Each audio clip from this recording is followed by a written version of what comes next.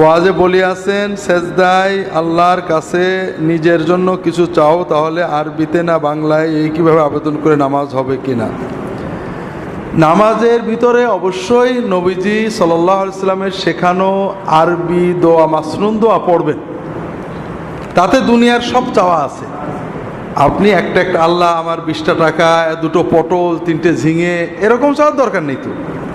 আল্লাহ আমার রিজিকে বরকত দিয়ে দাও, আমার অভাব অনটন কম করে দাও, আমার সুস্থতা দাও, এটা জেনারেলাইজ দোয়া। এটা হাদিস শরীফে মাসনুন আরবি দোয়াগুলো পড়বেন। ছোট ছোট দোয়া শিখে নেবেন, একটা দোয়ায় সব এসে যায়। এরপরও যদি কেউ একান্ত না পারেন, নফল সালাতে মাতৃভাষায় দোয়া করলে আলেমদের মতভেদ আছে, কেউ মাকরু তাহরিমি, কেউ মাকরু তানজিহি, কেউ জায়েজ বলেছেন।